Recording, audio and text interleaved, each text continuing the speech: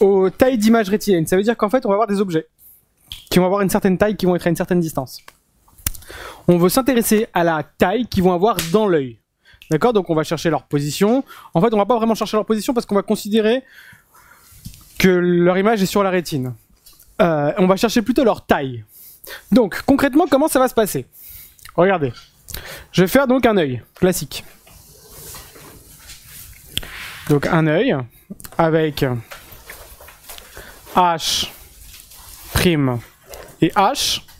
Donc il va y avoir ici H et H'. Derrière, il va y avoir quoi? R'. La rétine, pas R. R, c'est le rémotum. R', donc il n'y a plus aucun secret. Je peux calculer qui? La taille de qui? A', B'. Je vous laisse déjà recopier tout ça, le schéma plus la démonstration. Et après, avec votre calculatrice, vous me faites l'application numérique, s'il vous plaît. C'est en mètres. Hein. D'après ce que vous me dites dans votre application numérique. Ouais. Donc, non, 1. Donc, ça veut dire que la taille de l'image rétinienne, c'est en gros 1,67 mm. En gros. Il n'y a pas de phrase. Pourquoi? Ah, d'après la grande remote fois H', R'. Et là, pour le coup, lui, je l'ai. Lui, je l'ai.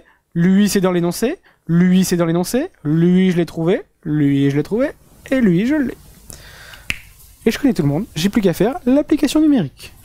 Ça va pour tout le monde? Si, je vous laisse déjà recopier.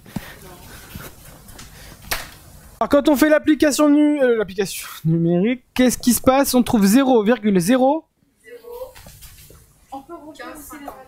15 50 mètres.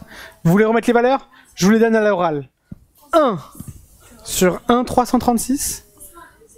1 sur 1 336. Bon, je vous le mets là. D'accord? Je vous le mets là. A', B'.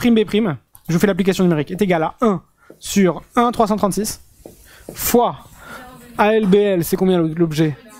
0,1 sur 1 fois LA, on a dit combien? Moins 0,2. Donc 0,2 sur 0,215 fois...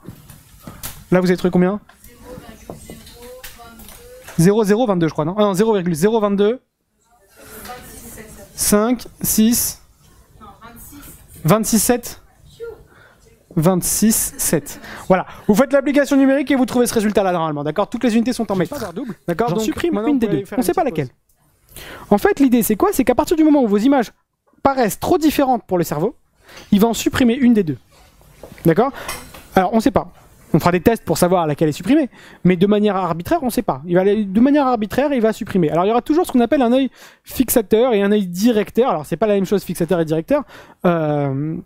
Et c'est grâce à ça qu'on va savoir s'il y en a un qui va supprimer ou pas, de manière plus récurrente ou pas. Mais des fois, on peut, par exemple, en vision de loin, supprimer que l'œil droit, et en vision de près, supprimer que l'œil gauche, vous voyez? Donc ça peut être vraiment de manière très différente. Comment? Il garde pas, non, il garde pas la meilleure image, il garde pas la plus grosse.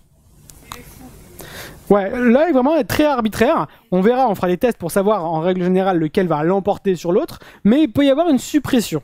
D'accord? Donc, et autrement aussi, donc, si les deux yeux, on considère que la taille d'image rétinienne sont les mêmes, il va les fusionner. Et il y a une intermédiaire, c'est les mêmes mais pas trop. Il y a quand même une différence. Et 10%, pas trop marquée.